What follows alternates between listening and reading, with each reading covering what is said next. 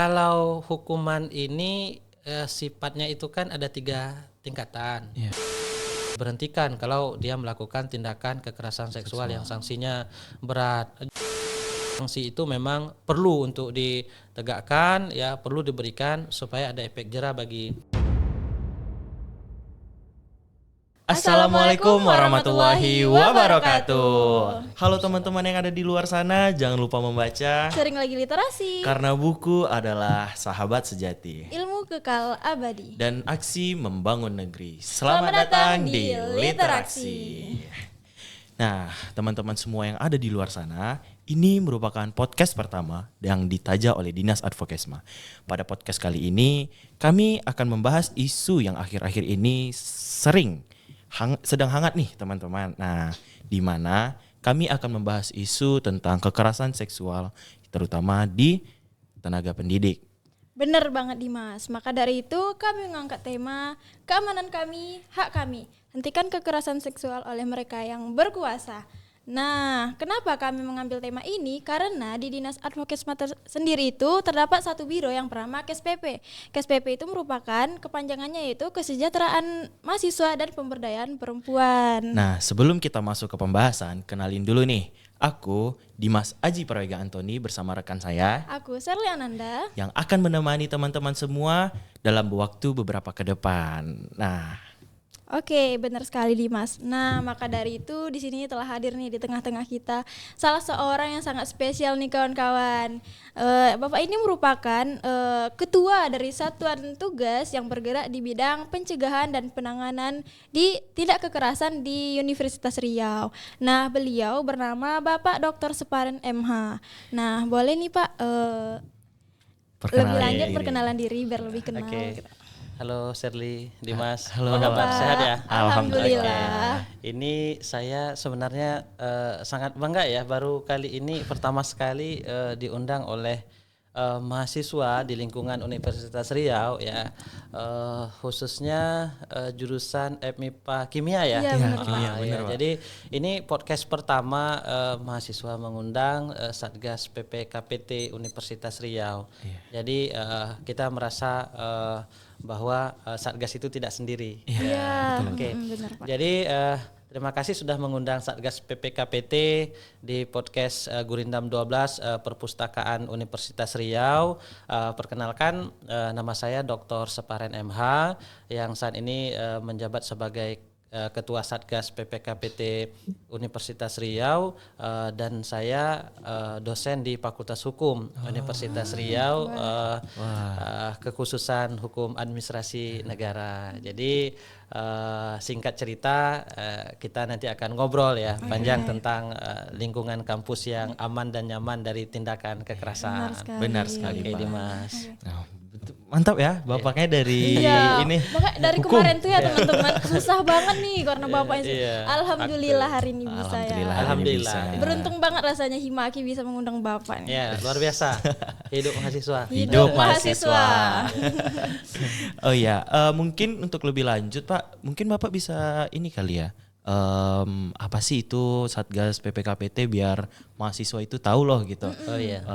Terkait dari Satgas Satgas PPKPT ini. Gitu. Oke, Satgas PPKPT ini awalnya itu disebut dengan Satgas PPKS awalnya, ya karena pada tahun 2021 itu terbit Permendikbudristek PPKPT atau Permendikbudristek nomor 30 tahun 2021 tentang pencegahan penanganan kekerasan seksual. Justru UNRI salah satu kampus yang dikatakan yang duluan juga untuk membentuk Satgas PPKPT, Satgas PPKS maksud saya di awalnya, karena waktu itu kita ada kasus yang ya sudah mencuat secara nasional pada tahun 2021 dulu, sehingga ada namanya Satgas PPKS yang di sini sasarannya itu adalah mahasiswa, tendik, tenaga kependidikan, maksudnya lingkungan perguruan tinggi atau lingkungan UNRI sendiri, kemudian dosen, pendidik, dan warga kampus lainnya. Warga kampus itu ya CS, tukang kantin, security, ya itu semua dilindungi oleh Permendikbud PPKS itu. Kemudian sekarang sudah ada lagi Permendikbud nomor 55 tahun 2024 baru diterbit Desember tahun lalu, masih hangat kali Masih ini baru tentang banget ya, Pak. ya, tapi tidak seksual saja, sudah masuk bullying, intoleransi, diskriminatif. Jadi mahasiswa Universitas Riau sebenarnya kuliah Unri aman dan nyaman sebenarnya. Sudah ada satgas yang menangani ketika ada korban ataupun melihat terjadinya kekerasan seksual. Oh, ini ada teman ini mendapatkan kekerasan seksual atau bullying dari orang lain, bisa mengadu ke satgas PPKPT. Dan kalau bisa dilihat itu ada di Instagram Satgas PPKPT_Unri ya. Di sana banyak kegiatan Satgas yang untuk sosialisasi pencegahan dan penanganan kekerasan di lingkungan Unri gitu. Jadi bisa diakses. Wah, jadi gitu ya teman-teman semua. Kalau misalkan teman-teman ada permasalahan tentang itu bullying, kekerasan seksual ataupun intoleran, nah dapat menghubungi Instagram dari Satgas PPKPT, teman-teman. Nah, mungkin nih Pak, kita bicara tentang kasus pelecehan seksual aja kali ya di tenaga pendidik. Itu kan di luar sana itu gitu banyak gitu yang kasus-kasus yang viral gitu ya. Lagi hangat nih, Nah, Lagi hangat ya. Iya, lagi hangat gitu. Nah, kira-kira nih Pak, apa sih faktor utama yang menyebabkan mereka itu melakukan hal itu, Pak? Nah, apakah karena adanya kelainan apa ya? Ya, Bisa seksual dibilang, mungkin ya, ya. kelainan seksual gitu. Boleh, Pak? Oke, kalau kita perhatikan, memang pendidikan itu dia tidak justru sinkron dengan moral ya. Banyak juga tindakan amoral itu dilakukan oleh orang-orang yang berpendidikan. Terutama kasus kekerasan seksual ini itu banyak dilakukan oleh orang yang berpendidikan tinggi ya. Bahkan yang kemarin di salah satu kampus dilakukan oleh seorang profesor atau guru besar kita lihat ya, yang betul. heboh di Instagram seperti itu. Jadi pendidikan ya, itu tidak semerta membuat etika seseorang bagus seperti itu ya. Karena kekerasan seksual itu dilakukan karena ada tadi kekuasaan. Ya, ada kesempatan, ada kekuasaan, relasi kuasa. Kemudian kalau sudah ada relasi kuasa itu orang bisa untuk menekan. Ya, ada kesempatan seperti itu. Jadi banyak kita lihat di luar sana itu dilakukan oleh orang-orang yang berpendidikan tinggi kemudian memiliki posisi di kampus itu ya. Salah satu ya namanya kalau kita lihat dosen ya, dosen itu kan dia punya relasi kuasa terhadap mahasiswanya. Misalnya kamu datang ya sendiri gitu, jadi mahasiswa datang gitu ya, karena menganggap bahwa dia perlu ACC, proposal, bimbingan skripsi dan lain sebagainya. Itu Dimas Serli. Nah, kan Bapak bilang tadi ya mereka memiliki hak kuasa, tapi apa sih pandangan masyarakat terhadap orang yang berpendidikan gitu? Bukankah kayak ntar mereka jadinya kayak trust issue gitu kan Pak? Kayak masa masuk kampus ini dosennya kayak gini gitu. Itu kan bisa yang menyebabkan faktor yang kayak menurunnya orang minat untuk ke perguruan tinggi gitu. Nah, mungkin bisa gitu hal yang apa sih namanya kayak untuk mencegah hal itu terjadi, apa mungkin yang bisa menaikkan lagi pandangan masyarakat terkait tenaga pendidikan gitu Pak? Karena dari isu dan kejadian-kejadian itu ya menganggap bahwa ada ketakutan masyarakat, mungkin anaknya ataupun keluarganya untuk ke kampus ya. Itu perasaan itu sebenarnya terjadi ya karena tadi faktor banyak pelaku itu yang dilakukan oleh orang yang berpendidikan ya di perguruan tinggi itu sendiri. Jadi nggak perlu takut ya, karena di kampus itu sudah ada satgas ya. Jadi satgas PPKPT itu terus mensosialisasikan ya, kampus mengedukasikan. Kita podcast hari ini juga sebenarnya edukasi ya. Benar. Edukasi kepada seluruh sivitas akademika, terutama Universitas Riau yang kampus biru ya, kampus yang nyaman dan aman bagi seluruh sivitas akademika ini, bahwa aman kok karena sudah ada satgas gitu ya, yang menaungi atau membidangi urusan kekerasan, baik itu bullying, seksual, dan intoleransi diskriminatif itu sendiri. Jadi saya kira bahwa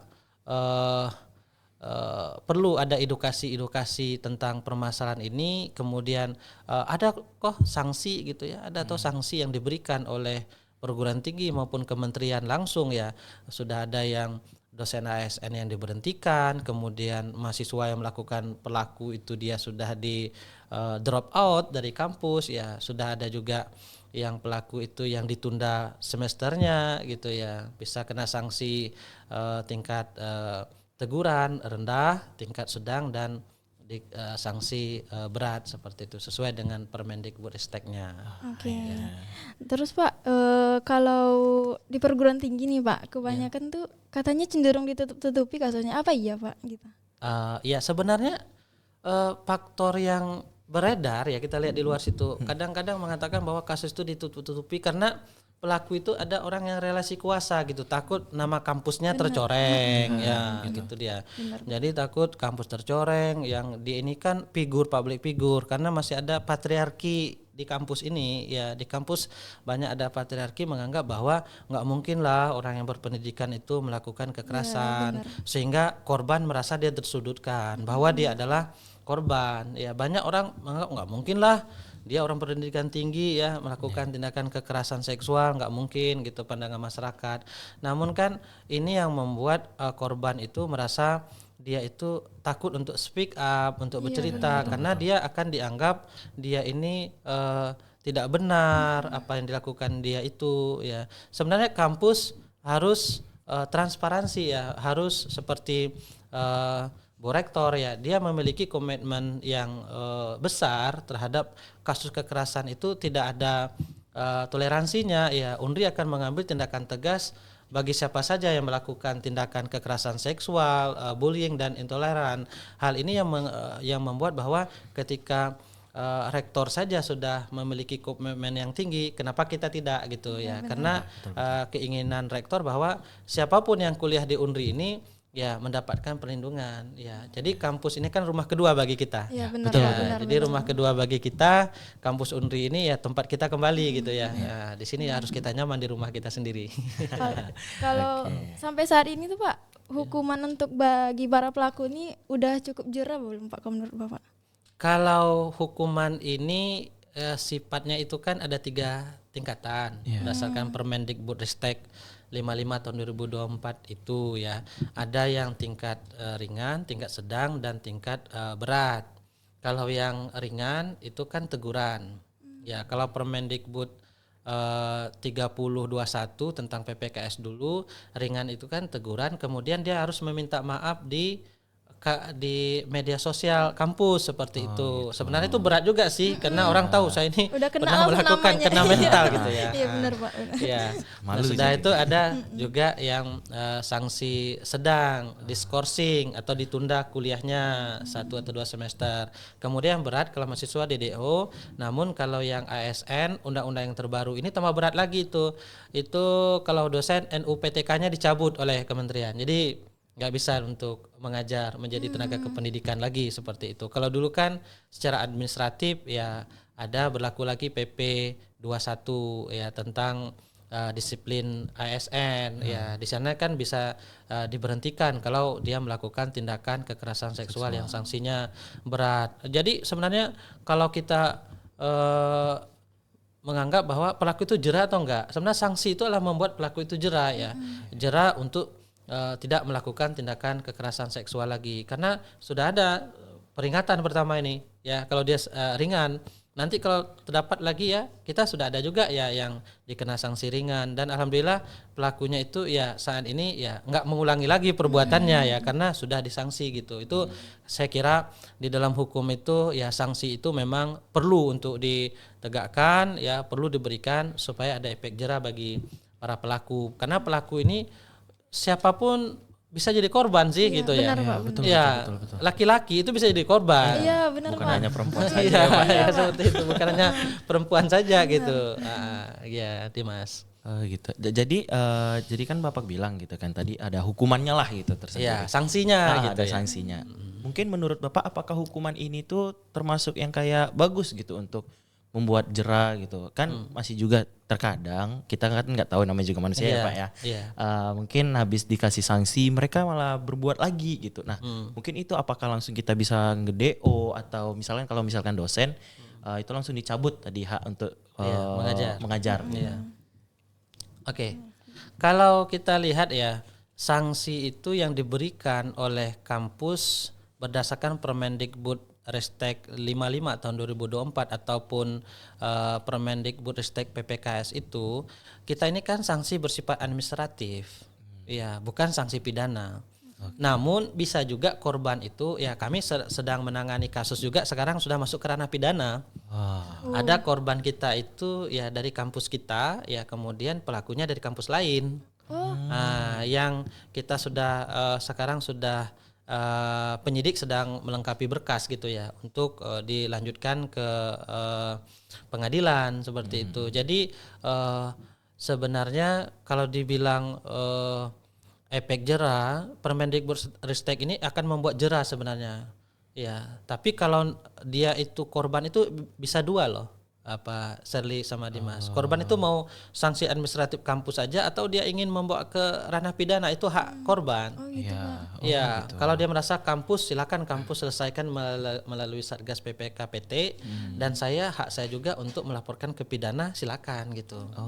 Nah, kita tidak melarang karena itu kan hak asasi, hak korban gitu kan untuk dia melapor kemana saja. Terkadang kan orang tua nggak terima anaknya dilakukan kekerasan, pemukulan, akhirnya ada beberapa kasus di kita itu yang berlanjut ke ranah pidana gitu ya, sudah di tahap penyidikan, ya udah menjadi tersangka ya pelakunya seperti itu.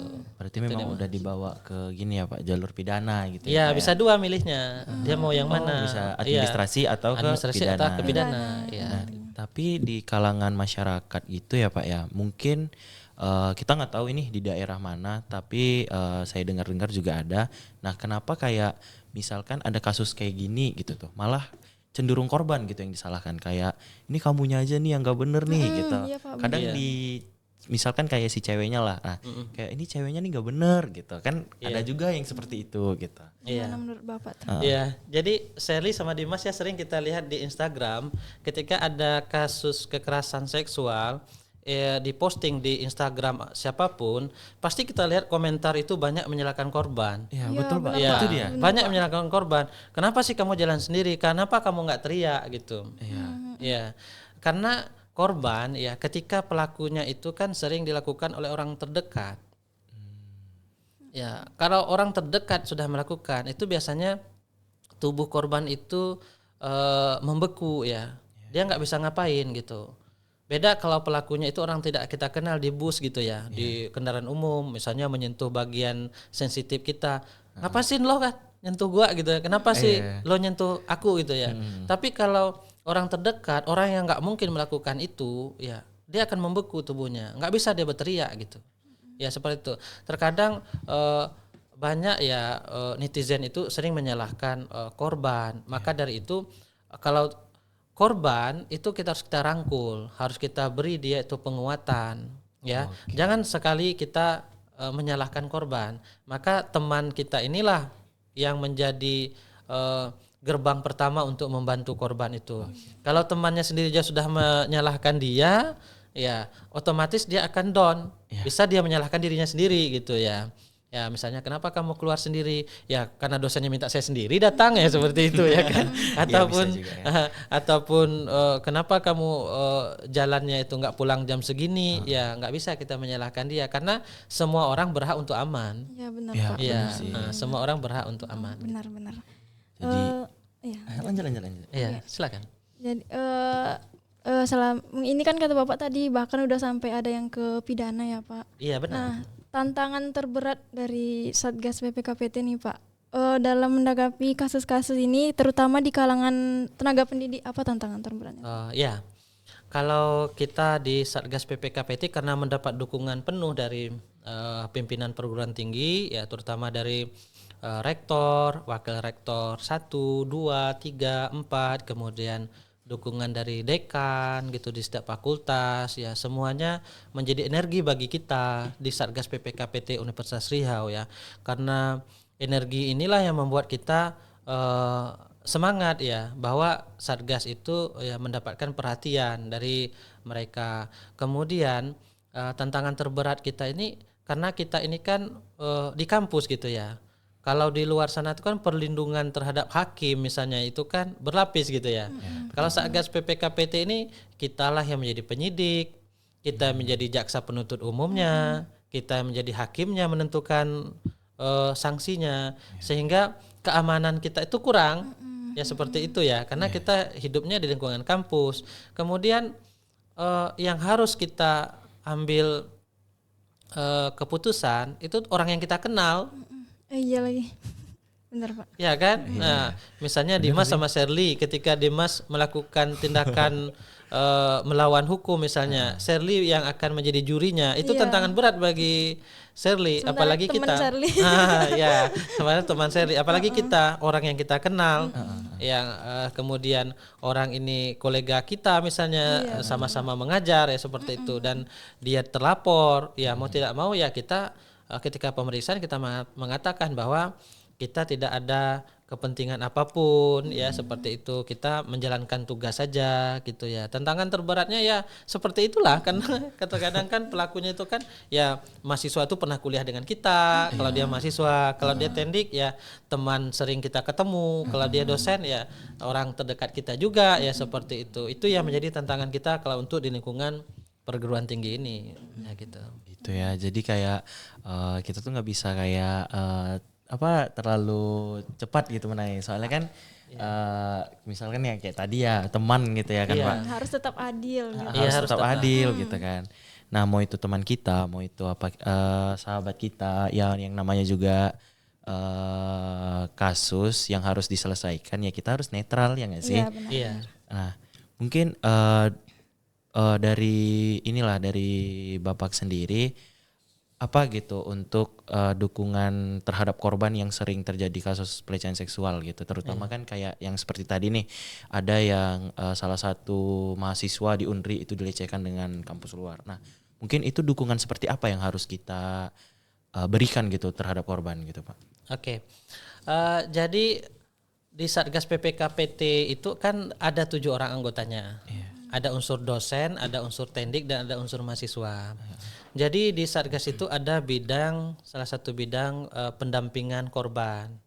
Ya itu sama Ibu Ii ya, dosen bimbingan konseling di Universitas Riau. Jadi ketika korban itu dia melapor, maka dia dapat bimbingan dari bidang pendampingan korban. Kita ditelepon, kamu di mana sekarang misalnya gitu. Saya takut misalnya saya sekarang di hotel gini, nggak berani pulang ke kos misalnya gitu ya. Kita usahakan untuk rumah aman, di mana tempat kamu bisa untuk tinggal. Sama kejadian di tempat tugas atau tempat magang, kita balikkan ke kampus, kita cari tempat tinggal yang aman bagi mereka yang korban.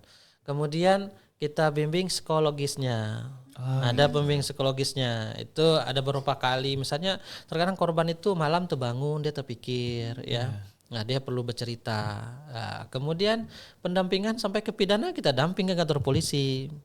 Nah kita dampingan untuk melapor, sampai untuk kasus pemukulan itu yang kita tangani sekarang itu sampai ke rumah sakit Bayangkari, kita dampingi untuk visum. Nah kita visum, baru nanti berkasnya diambil oleh penyidik lagi seperti itu. Tapi dia tetap kita dampingi sampai ke rumah sakit Bayangkari. Dia merasa nggak sendiri, Satgas ada gitu. Kemudian kalau ingin pemeriksaan, saya nggak bisa ke kampus gitu, takut. Kita bisa pemeriksaan di luar, di mana dia nyaman misalnya. Atau dia pulang kampung, pemeriksaan melalui Zoom. Ya seperti itu. Jadi sekarang ini sampai saat ini ya korban itu semuanya belum ada komplain ya kepada Satgas PPKPT, dan kita juga ada formulir tentang kepuasan korban. Kepuasan korban. Iya, jadi korban itu sudah merasa nyaman belum dengan Satgas PPKPT Universitas Riau? Karena itu adalah sebuah layanan yang wajib dilakukan berdasarkan Permendikbudristek PPKPT. Ya, setiap tahun kita melaporkan ke kementerian, ya melaporkan beberapa indikator yang kita lakukan seperti itu. Pelayanan apa yang kita berikan kepada korban. Memang bagus itu pertanyaan seperti itu. Terkadang korban itu takut untuk melapor, karena saya benar, Pak. nanti kalau saya melapor saya dikucilkan, Nah, iya. saya tidak diperhatikan. kemudian teman-teman menjauhi saya, Ya, betul. ada perspektif patriarki, kemudian menyalahi korban, orang lebih percaya kepada pelaku karena pelaku memiliki relasi kuasa yang tertinggi dan dia dihormati di kampus ya seperti itu. Ya, sama dengan tokoh agama ya, ketika dia melakukan kekerasan seksual, masyarakat di luar sana kurang yakin. Iya. Ya. Bener Pak. Ya, karena berlapis-lapis nanti korban itu ingin menjelaskan kepada orang. Ya, seperti itu. Maka kita terima dulu laporannya, kita cerita seperti itu. Oke, jadi Satgas PPKPT itu menyediakan forum lah ya untuk tempat korban itu bercerita kayak gimana sih dia tuh terjadinya, kok bisa terjadi kayak gini, biar mereka tuh kayak enggak membuat mental down lah, biar nggak psikologisnya kena gitu Benar-benar kan. menjadi rumah gitu. Kayak bener-bener jadi rumah gitu Satgas PPKPT nih. Iya. Jadi kita itu seperti gini ya Dimas ya. Kalau saya tambahkan ketika dia datang ingin membuat laporan, ya kita biarkan aja dia cerita. Oh gitu. Ya, nggak pernah kita nanyakan waktu kejadian itu kenapa kamu nggak teriak? Itu nggak boleh. Iya.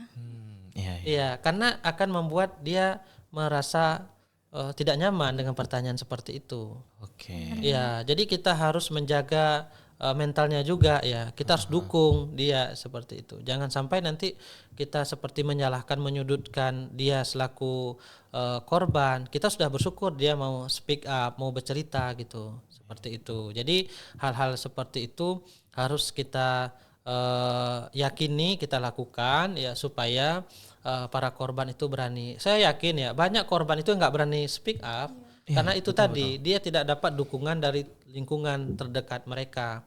Ya, maka kampus hadir, maka Satgas PPKPT Unri sering melakukan sosialisasi. Tahun dulu kita seluruh fakultas sudah sosialisasi, mahasiswa baru. Setiap kalau di MIPA ya itu di dinding perpustakaan di lantai 2 itu ada, tinggal barcode-nya ada untuk mengadu Satgas PPKPT ada, kemudian website Unri juga ada, ya Instagram Satgas PPKPT juga ada gitu. Oke. Nah, jadi mungkin tadi Bapak udah juga menjelaskan kayak di setiap fakultas itu pasti memiliki barcode untuk pengaduan gitu kan, atau kalau terjadinya hal-hal yang tidak dienakan gitu untuk mahasiswa. Nah, mungkin kan sebagian dari mahasiswa ini dari cara pandang saya aja ya Pak ya. Iya. Nah, itu tuh kayak mereka tuh jarang menghiraukan gitu. Lagian kalau misalkan ada yang misalkan kayak ada kejadian yang nggak enak, itu tuh dia segan untuk melaporkan. Nah, kira-kira langkah apa gitu yang diambil oleh Satgas PPKPT ini untuk buat mahasiswa Universitas Riau ini lebih percaya lagi untuk Satgas PPKPT, untuk merasa dia tuh menjadi lebih aman gitu untuk berkuliah di sini gitu. Jadi kita berbagai cara yang kita lakukan sih sebenarnya, mulai dari sosialisasi ya, kemudian edukasi, kemudian kita melakukan, kalau tahun dulu itu lomba membuat video kreatif tentang kekerasan. Itu ada yang juara 1, juara 2, juara 3 gitu kan, sudah dapat kita kasih reward ya bagi yang membuat videonya. Kemudian di setiap kampus itu sebenarnya sudah terpasang ya, kalau di sudut-sudut kampus sudah ada baliho yang kuning yang besar jadi keluar masuk sudah ada untuk kekerasan, bahkan di stadion mini juga ada dipasang di tempat-tempat itu. Terkadang kenapa sih mereka merasa tidak mau melapor ataupun tidak tahu ya, karena disinilah peran kita ya, seperti Satgas PPKPT ya bekerja sama Hima Kimia MIPA gini ya, supaya ini bisa tersebarkan kepada teman-teman yang lain ya, ketika melihat kita sedang membahas tentang kekerasan seksual, bahwa oh ya ternyata kampus ini ya betul-betul serius, tidak main-main dengan tindakan kekerasan seksual ini. Karena tindakan kekerasan seksual ini bisa menghambat pendidikan juga, mengganggu mental, karena kekerasan seksual ini kan kegiatan yang merendahkan, melecehkan, ya kemudian terjadi karena ada relasi kuasa, mengganggu reproduksi seseorang, ya kemudian membuat seseorang itu tidak aman untuk belajar gitu ya, tidak aman untuk berpendidikan di Universitas Riau. Maka kita sama-sama ya gerak bersama ya untuk mensosialisasikan Satgas PPKPT supaya teman-teman yang di luar sana ya paham bahwa kampus ini sudah komitmen untuk menjadi kampus sehat, aman dan nyaman. Ya. Seperti itu ya teman-teman. Lalu menurut Bapak perlu nggak sih Pak di kurikulum pendidikan itu ditambahkan tentang etika, edukasi seputar pelecehan seksual gitu Pak, supaya mencegah sejak dini gitu Pak? Perlu tidak Pak? Kalau kurikulum terutama di MKWK, mata kuliah Pancasila, agama, kewarganegaraan dan bahasa Indonesia, itu sudah kita bekerja sama dengan LPPMP, Lembaga Penyeminan Mutu. Itu kita sudah koordinasi bersama Bapak Wakil Rektor 1, Pak Dr. Meksasai Indra SHMH dan Pak Dr. Billy Nasution selaku Ketua LPMP LPMP Universitas Riau, ya LPPMP ya. Kita sudah memasukkan kurikulum MKWK itu ya tindakan kekerasan seksual kita masukkan beberapa kali pertemuan ya. Itu mulainya 2024 kemarin sudah kita buat itu di hotel apa lupa saya itu ya. Kita menghadirkan seluruh dosen MKWK untuk melakukan seminar dan workshop penyusunan RPS. Jadi sudah masuk materi kekerasan seksual di kewarganegaraan, kemudian bullying itu di Pancasila ya, intoleran di agama ya sudah masuk. Jadi mahasiswa angkatan 2024 itu mereka sudah belajar di kurikulum kita supaya mereka sadar ya, tahu tidak hanya kita aja mensosialisasi tapi dosen-dosen MKWK juga sudah mensosialisasikan, sudah mengajar di dalam kelas. Jadi mahasiswa sudah dapat materi itu. Itu terobosan baru dari Satgas dan Wakil Rektor 1 dan Pak Billy Nasution yang sudah memasukkan itu ke dalam kurikulum mata kuliah wajib Universitas Riau. Saya sangat mengapresiasi ya karena pimpinan serius, kemudian Pak Ketua LPPMP juga serius mengatasi mengedukasi ini ya. Kita rasa ya berterima kasih kepada mereka karena ada perhatian khusus terhadap kampus Universitas Riau supaya sivitas akademika terutama mahasiswa dan dosen ya membahas itu dalam kelas gitu ya. Benar sekali. Waktu semester 1 ya sih Pak, sering merasakan ada di Pancasila tuh Pak. Ada di Pancasila kan? Disampaikan ternyata tanpa disadari sudah masuk ya Pak dalam kurikulum. Iya. Dan sudah berlanjut gitu, mengalir gitu seperti air. Iya. Jadi setiap tahun kan kalau mahasiswa baru masuk sudah ada materi Iya, itu di semester 1 ada. untuk mengedukasi ya Sherly ya. Kalau Sherly sama Dimas nanti belajar Pancasila kewarganegaraan akan disinggung karena mungkin tahun ini kita akan mengupgrade lagi ya. Jadi kita mungkin akan kerjasama lagi sama Pak Billy Nasution ya sama Pak WR1 gitu ya untuk supaya mengupgrade lagi kan banyak permasalahan-permasalahan sosialnya sudah berubah gitu ya. Jadi perlu lagi di-upgrade, dosen-dosen MKWK perlu ngumpul lagi membahas isu-isu yang terbaru tentang kekerasan seksual, bullying, intoleran dan diskriminatif. Seperti itu. Kalau ini Pak, ini kan di tingkat universitas Pak. Kalau di kurikulum kayak sekolah menengah pertama ataupun SMP itu perlu tidak Pak? Sangat perlu ya, karena Permendikbud yang di sekolah itu sudah ada. Ya, wajib sekolah itu membuat satgas tentang kekerasan itu.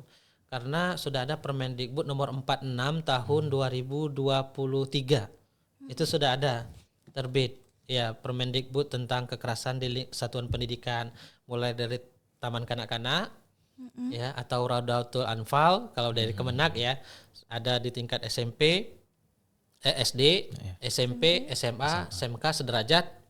Itu sudah ada Permendikbudnya. Di kampus lain lagi Permendikbudnya. Namun di tingkat sekolah ya kemungkinan ya belum ada lagi masukkan ke dalam kurikulumnya. Ya seperti itu. Ya kemungkinan PR besar lah bagi kementerian karena kita sudah beda kementeriannya ya antara pendidikan dasar ya sama pendidikan tinggi gitu. Nah, tidak hanya di kurikulum aja nih Pak. Nah, Dimas pengen nanya sih sebenarnya Pak, apakah Satgas PPKPT ini kan kita bisa bicarakan kayak itu tidak bisa gitu bergerak sendiri, pasti membutuhkan kerjasama sama organisasi lain. Nah, apakah setiap hima atau setiap organisasi yang ada di kampus Universitas Riau ini perlu gitu untuk ikut bergerak gitu, kayak ya mengedukasi, kayak membuat ya setidaknya minimal seminar untuk pelecehan seksual gini lah atau kekerasan seksual gitu. Apakah perlu gitu Pak? Kalau itu sangat penting ya karena setahun pertama kami di Satgas PPKS waktu itu ya. Karena kita itu dihadapkan dengan penanganan kasus. Ya, jadi Satgas PPKPT itu ada dua, ada pencegahan, ada penanganan. Pencegahan itu salah satu dengan acara podcast ini. Ya, sosialisasi, mencegah ya, supaya Sivitas Akademika Unri paham dengan ternyata kampus sudah aman, sudah ada pencegahan, sudah ada penanganan bagi korban gitu ya, sudah ada sanksi bagi pelaku kekerasan seksual terutama ya. Jadi sangat penting sekali ya. Dulu kita di Pisipol ya, itu sudah ada seminar ya. Kita sudah datang kejar bola gitu setiap fakultas. Jadi BEM kita undang, DPM ya diundang. Ya namun ya masih kecil antusias mahasiswa untuk menghadirinya. Nah, itu karena tahun pertama ya. Tahun ini ya kita akan membuat lagi inovasi-inovasi yang baru. Kita akan melibatkan fakultasnya. Ya, melibatkan fakultas. Fakultas itu ya dilibatkan, kemudian mereka akan mengedukasikan kepada setiap angkatan baru masuk di kampus mereka. Nanti MIPA kan akan ada sosialisasi di MIPA, di FKIP, di teknik, di hukum, ya kemudian di kedokteran, ya di FISIP, di fakultas ekonomi, ada 10 fakultas kita. Nanti kita libatkan fakultasnya untuk mensosialisasi ke mahasiswa baru. Karena kalau Satgas sendiri ingin mensosialisasi ke 10 fakultas kan kita hanya 7 orang. Iya, Pak. Iya, maka kita perlu jurus-jurus gitu ya, perlu inovasi untuk supaya kita yang tadi kata Dimas harus gerak bersama. Iya, benar. Ya, nggak bisa kita sendiri. Benar, Pak. Ya, karena kita perlu dukungan, kemudian perlu gerakan dari Hima, dari BEM, ya BEM Universitas, BEM Fakultas, dan akhir-akhir ini udah sering ya BEM dari Kementerian PPA ya baik dengan organisasi luar mengenalkan tentang kekerasan seksual, kemudian dengan Satgas. Nggak apa-apa sih, yang penting ya itu continue ya komitmen untuk menjadi kampus yang aman. Sangat penting untuk melakukan itu. Oke. Itu untuk di seputaran lingkungan mahasiswa ya Pak. Mungkin untuk yang masyarakat gitu. Kan bukan hanya kasus kekerasan seksual ini kan bukan hanya ada di perguruan tinggi gitu kan. Iya. Nah, namun di masyarakat itu juga ada. Nah, gimana sih kita cara mengedukasinya atau lewat seminar? Apakah masyarakat luar sana itu boleh ikut gitu ikut seminar yang Bapak bilang tadi gitu, atau untuk di kampus mungkin. atau mungkin untuk mahasiswa aja gitu. Iya. Jadi kalau untuk di kampus ya, apakah masyarakat umum bisa ya? Karena mahasiswa ini kan terlibat dengan masyarakat umum, bisa aja magang di industri. Ya, kita magang di luar. Kemudian KKN itu ya, kita Satgas PPKPT itu ada juga diundang oleh mahasiswa KKN untuk menyampaikan materi di desanya. Oh, gitu. Ya, jadi kita mengedukasi di desa itu mengundang kepala sekolah, kemudian polsek, kemudian kepala desa, ya, yang ada di kecamatan itu kita buat seminar di tempat KKN mereka. Misalnya pernah di Kampar, kemudian saya dulu pernah menjadi DPL di Inhil ya gitu ya. Di Kecamatan Gaung itu ya pernah kita melakukan di salah satu desanya tentang seminar kekerasan seksual di perguruan tinggi di masyarakat, kemudian di sekolah. Ternyata ya seperti tadi banyak yang sekolah yang belum paham ya tentang bagaimana sih pencegahan dan penanganan ketika terjadi kekerasan di sekolah. Jadi tidak perlu ke polisi sebenarnya ya ketika terjadi permasalahan. Jadi masyarakat umum perlu juga dikasih edukasi ya, dibuat seminar, baik itu organisasi di luar ya, karena tadi gerak bersama tadi. Ya, jadi kekerasan seksual itu bisa terjadi di mana-mana, ada di kampus, ada di sekolah, ada di masyarakat umum, ya seperti itu. Ini Sally mau nanya nih Pak, Sally penasaran banget. Tadi kan Bapak bilang pelecehan itu tidak hanya berlaku di perempuan nih Pak. Pernah nggak sih Pak Bapak mendapatkan kasus di mana korbannya itu laki-laki gitu? Laki-laki ya. Pernah tidak Pak? Jadi memang kalau kita melihat ya, laki-laki ini ya sebenarnya ya dia itu malu ya ketika dia menjadi korban ya, karena pandangan masyarakat itu laki-laki itu kan harus maskulin, nggak boleh nangis gitu ya. Jadi laki-laki itu ya di masyarakat kita harus tegar gitu ya. Jadi kalau saya melapor nanti dibilang teman seperti apa nih, kok kamu laki-laki kok seperti itu ya. Tapi memang ya kalau kita perhatikan laki-laki itu bisa jadi korban ya. Namun di kampus kita belum ada lagi.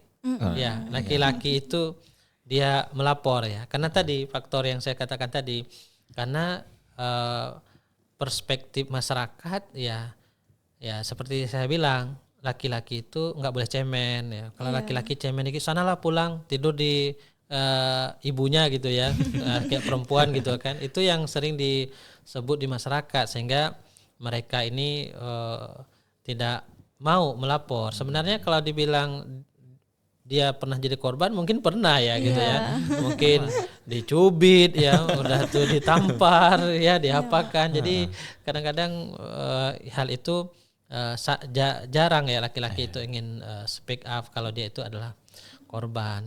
Laki-laki bisa jadi korban sebenarnya, siapapun, bahkan anak juga jadi korban kekerasan orang terdekat ya. Kasus banyak pamannya yang memperkosa ponaannya ya, betul, kemudian betul. orang tua ya, di lingkungan masyarakat itu banyak. Jadi korbannya itu ya bisa orang terdekat. Kemudian ada juga laki-laki yang jadi korban. Ya, laki-laki itu takut nggak berani karena tadi ya ada stigma dari masyarakat bahwa laki-laki itu harus kuat. Benar, harus gentle gitu. Harus gentleman. Padahal ya siapa aja bisa jadi korban seperti yang Bapak bilang, dan juga siapa aja itu berhak untuk aman ya teman-teman. Tidak memandang gender laki-laki perempuan. Ya, karena di Indonesia itu ya kita juga memiliki hak untuk aman gitu ya, hak untuk hidup juga. Nah, terlepas dari pandangan masyarakat nih kan Pak terhadap laki-laki, Dimas juga penasaran sih Pak, kayak apa ya? Kan ada gitu laki-laki yang dikucilkan gitu. Nah, laki-laki yang yang dibully gitu. Nah, namun mereka itu tidak mau speak up gitu. Nah, itu apakah mereka mereka itu malu untuk mengungkapkannya, atau memang mereka berpikir kayak Satgas PPKPT ini kan untuk perempuan aja, gitu.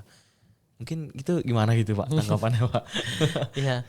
Kalau kita perhatikan di Satgas PPKPT ini mungkin kurang untuk bagi masyarakat umum ya, terutama mahasiswa sendiri, mungkin kurang tersosialisasikan kepada mereka.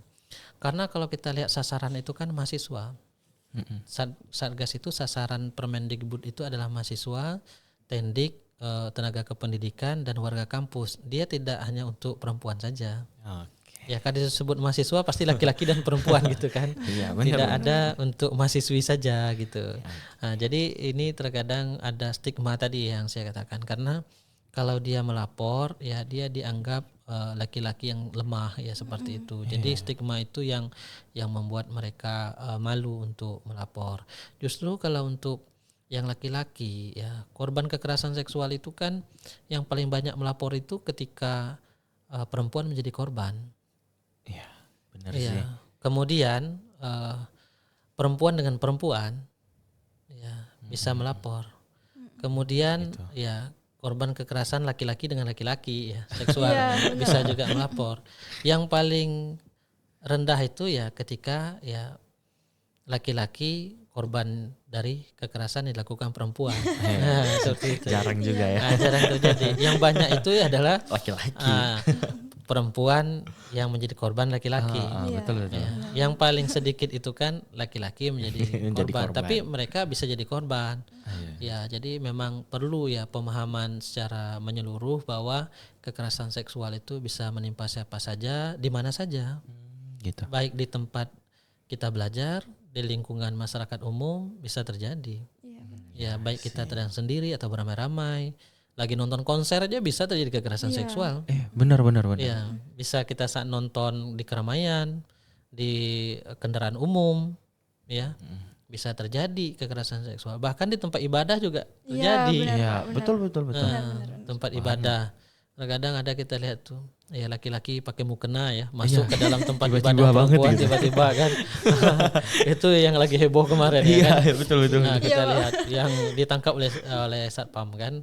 Ya, itu memang menjadi tantangan juga ya bagi kita, bahwa di mana saja ya, kapan saja ya kita bisa jadi korban juga kekerasan seksual itu. Nah, mungkin untuk yang terakhir nih Pak, pesan Bapak terhadap mahasiswa ataupun mahasiswi maupun masyarakat untuk pencegahan kasus ini tuh seperti apa Pak? Ya, pertama saran dari Satgas PPKPT ya harus memahami ya tentang apa itu kekerasan seksual. Di mana tempat untuk mengadu ya ketika terjadi kekerasan seksual. Jadi kampus Unri ya sudah ada Satgas PPKPT, Satgas Pencegahan Penanganan Kekerasan. Kekerasan di sini tidak hanya kekerasan seksual, tapi bullying, intoleran, diskriminatif, ya misalnya kita tidak mendapatkan keadilan, ya kita dikucilkan, ya kita dikucilkan oleh kelompok tertentu, ya seperti itu mayoritas dan minoritas, itu kita sudah bisa mengadu ke Satgas PPKPT untuk mendapatkan hak kita di kampus Universitas Riau ini. Jadi untuk teman-teman yang di luar sana, baik masyarakat, baik mahasiswa, dosen, tenaga kependidikan, kampus Unri berkomitmen melalui Rektor Universitas Riau ya, Bu Rektor berkomitmen, Wakil Rektor 1, 2, 3, dan 4, serta dekan di setiap fakultas untuk menjadikan kampus Unri ini ya kampus sehat, aman, dan nyaman untuk kita semua. Jadi jangan lupa di follow Instagram Satgas PPKPT Universitas Riau ya, Satgas PPKPT_Unri. Jadi di sana jangan takut kalau ada masalah, bisa telepon, bisa datang ke Satgas, atau pernah menjadi pelaku bisa juga ya datang, saya bertobat Pak gitu ya. Saya saya dulu kan pernah melakukan ini Pak, sebenarnya baru sadar saya itu ternyata kekerasan Pak. Iya betul. Bisa jadi ya dia menjadi corong juga untuk mensosialisasi ke teman-teman yang lain. Kita itu tidak penanganan kasus saja ya. Bisa juga untuk datang ke Satgas, sosialisasi, bercerita. Ya, dan beberapa banyak juga yang riset tentang kekerasan seksual, baik dari Unri maupun dari universitas lain yang datang ke kita bercerita ya seperti apa pencegahan penanganannya. Itu sampai jadi sarjana mereka kan. Ya, yang jurusan sesuai dengan konteks mereka teliti gitu. Jadi jangan takut, jangan segan ya. Datang saja ke Satgas PPKPT kalau terjadi permasalahan tentang kekerasan. Nah, teman-teman mungkin bisa kalau misalkan terjadi di luar sana atau kalian sedang berada di kampus nih, sedang terjadi pelecehan seksual, mungkin bisa langsung ngadu gitu ke Satgas PPKPT. Dan teman-teman yang di luar sana jangan lupa untuk memfollow IG Satgas PPKPT. Nah, mungkin percakapan tadi adalah percakapan kita yang terakhir ya Pak ya. Nah, sekaligus menutup pada podcast hari ini. Nah, terima kasih yang sudah menonton. Semoga tadi bisa membuka mata dan hati kita semua untuk tentang pentingnya mengadakan pentingnya mendengarkan, memahami dan mendukung para penyintas kekerasan seksual. Nah, jika kamu atau seseorang yang kamu kenal itu membutuhkan bantuan, jangan ragu untuk mencari pertolongan dari lembaga atau pihak yang terpercaya. Nah, contohnya kayak di Himpunan Mahasiswa Kimia, Satgas PPKPT, dan itu tuh memiliki forum gitu, aspirasi yang disebut fraksi. Atau teman-teman ada permasalahan tentang pelecehan seksual, nah itu bisa mengadu juga ke Himpunan Mahasiswa Kimia juga loh teman-teman. Nah, karena Himpunan Mahasiswa Kimia ini itu ada yang namanya program kerja House Your Moon. Nah, jadi untuk tidak hanya mahasiswa kimia, tapi untuk mahasiswa-mahasiswa di luar lainnya. Nah, mungkin kita semua punya peran dalam menciptakan ruang yang aman. Sampai jumpa di episode berikutnya. Saya Dimas dan rekan saya Sally Ananda. Sampai jumpa di Literaksi selanjutnya. Oke, kita foto gini. Foto. Oh, gini. Foto dulu ya. Tolong ambil handphone. Iya. Jadi bisa juga gitu. Boleh.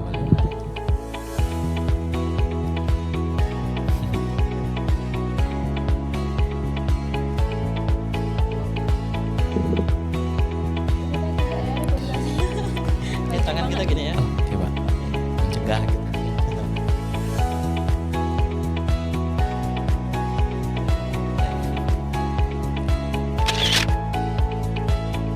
Lagi dong. Lagi ya. Coba dari jarak jauh ke Iya. nampak kamera kalian, nampakin kamera. Kayak gini.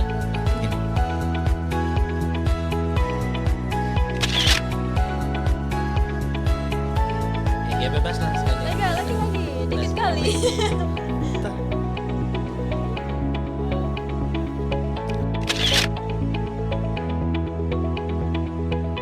Oke, mungkin pesan yang Bapak tadi sampaikan itu adalah menjadi yang terakhir sekaligus menutup podcast kita pada hari ini. Nah, terima kasih yang sudah menonton. Semoga obrolan tadi bisa membuka mata dan hati kita semua tentang pentingnya mendengarkan, memahami, dan mendukung para penyintas kekerasan seksual. Nah, jika kamu atau seseorang yang kamu kenal membutuhkan bantuan, jangan ragu untuk mencari pertolongan dari lembaga atau pihak yang terpercaya. Contohnya seperti Himpunan Mahasiswa Kimia, yaitu memiliki forum aspirasi yang disebut fraksi, atau teman-teman ada permasalahan tentang pelecehan seksual, itu yang verbal maupun non verbal, itu dapat mengisi link House Your Moon. Nah, yang dimana House Your Moon ini merupakan program kerja yang ditaja oleh Dinas Advokesma itu sendiri, yang dimana Dinas Advokesma itu akan menyediakan link untuk tempat pengaduan tentang terjadinya pelecehan seksual ataupun kekerasan, bullying, dan jika teman-teman ada masalah percintaan juga boleh loh diisi linknya gitu. Ya, Nah, boleh ngadu-ngadu, curhat-curhat. nah boleh juga. Nah,